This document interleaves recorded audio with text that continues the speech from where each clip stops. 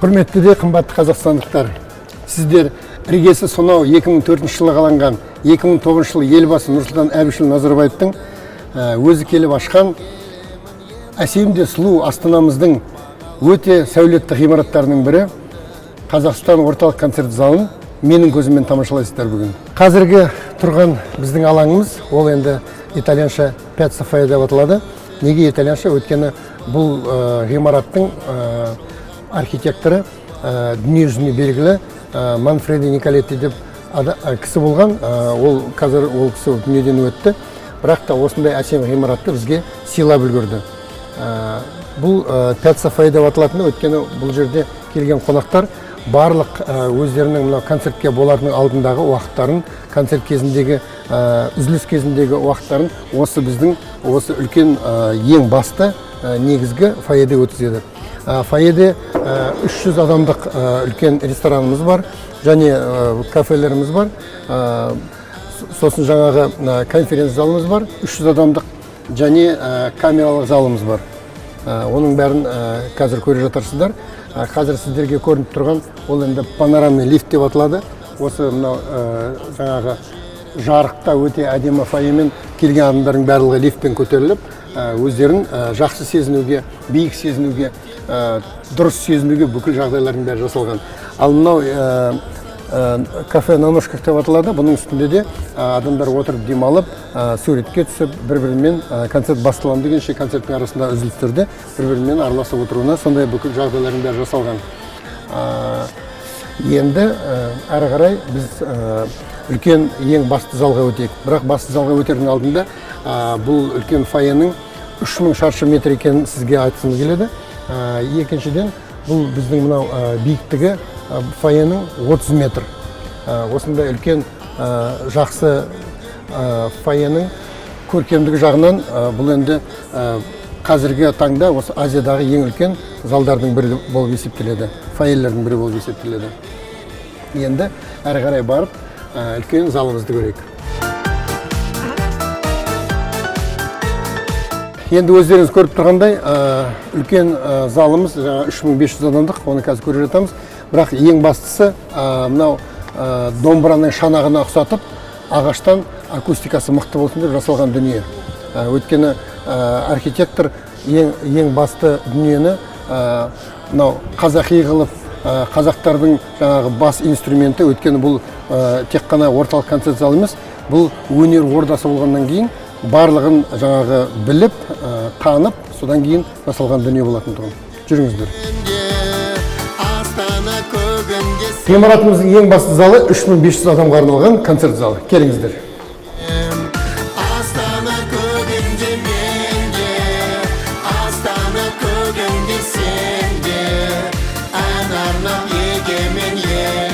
Ал мынау біздің ең үлкен залымыз 3500 көрерменге арналған. Бұл залдың екінші аты трансформер деп аталады. Өйткені біз 2000 адамға шейін бұл залды қысқартыламыз. Өйткені жоғары жақтан шторлар түсіріледі. Мына залдың өте жақсы ағаштан жасалуы, өйткені бұл ағаш сонау мұхиттың ар жағынан америкалық шие дейді, сол ағаштан жасалған.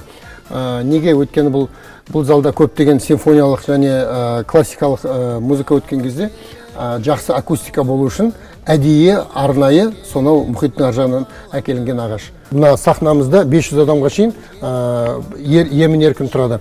Сол симфониялық оркестрдің кезінде мына жерде оркестрлық шұңқыр деп аталады, бұл төмен түседі. Хорға мынау ненің соңғы жағына қарай, түп жағына қарай хорға әдейі арналған нелер бар, жаңағы баспалдақтар бар. Мацуев сияқты, Вакпапян сияқты, мысалға дирижерлар, пианистер келген кезде, мықты скрипачтар келген кезде, осы залды ең мықты дүниедегі залдардың бірі деп атады. Сосын Астанаға келген кезде осы залда болып, осы сахнада болайықшы деп өздерінің жаңағы алдын ала берген райдердің ішінде солай жазылады. Сонау 1984 жылы Гүлдер ансамблінің құрамында мен Целиноград қаласына келіп, осы жерде болашақта Астана болады десе, мысалға, мен сенбес едім.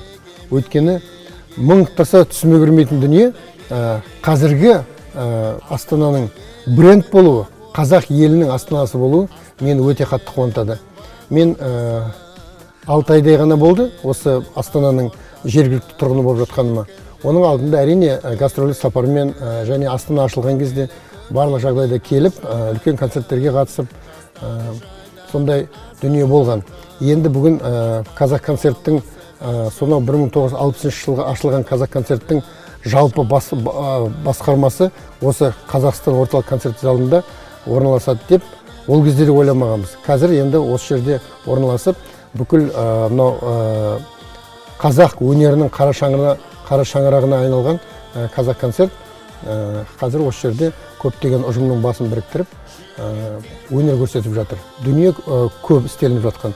Оның ішіндегі қазіргі құрылып жатқан Мөлдір Әуелбекова, елге белгілі әнші, Назар тобы және жақсы мықты квартеттердің барлығын өзіміз қазір қолға алып жатырмыз. Болашақта үлкен осы концерттер болған кезде құрметті де қымбатты астаналықтар, Астана қонақтары осы біздің үлкен залымызда табыла беріңіздер. Сіздер үлкен залды көрдіңіздер, енді камералы залды тамашалайық. Келемін ер бабамды, жер қорғаны, ел қорғаны, кен байтақ көсілген. Өздеріңіз көрдіңіздер, кітап дүкені және де көптеген қол шеберлеріне жасаған дүниелері бар. Жаңа өздеріңіз көрдіңіздер. Енді міне камералы залды келіңіздер, көріңіздер. Бұл жерде көптеген классикалық концерттер өтеді. Хормен байланысты жалпы квартеттердің жақсы струнный квартеттердің концерттер өтеді.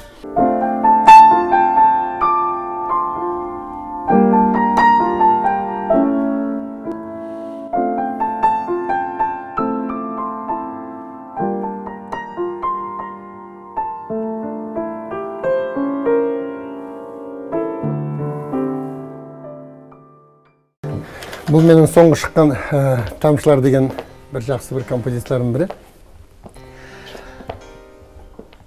14 жасында бірінші рет сахнаға шыққанмын. Сол кезде арман ол кезде жаспыз ғой енді. Бірақ осындай үлкен сахналарда кейін өнер көрсетем деп мен ешқашанда ойлаған емеспін. Бірақ армандасаң, алдыңа мақсат қойсаң, оған жетуге болады. Бүгінгі жастарға айтатын мақсат болу керек алдыда. Армандаңыздар.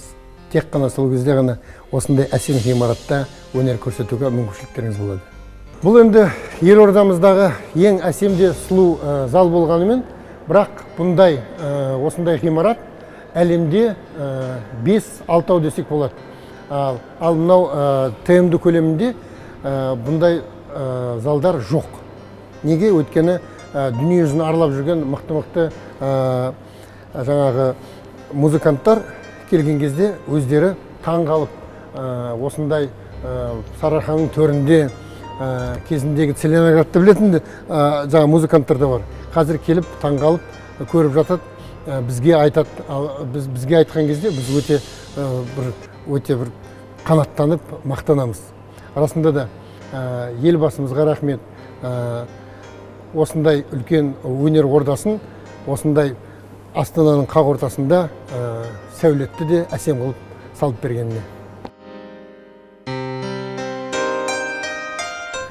2010 жылы 17 мемлекет басшылары үлкен саммитке келген кезде осы біздің конференц залда бас қосып дөңгелек стол болған. Ол жерде барлық мемлекеттердің достасуымен байланысты ынтымақтастығы осындай бір біздің мынандай конференц залда болғанына біз әлі күнге шейін мақтан тұтамыз. Қымбатты астаналықтар және Астана қонақтары, сіздермен елорданың әсемде сұлу ғимараты Қазақстан орталық концерт залында кездескенше. Әдеттегідей селфи.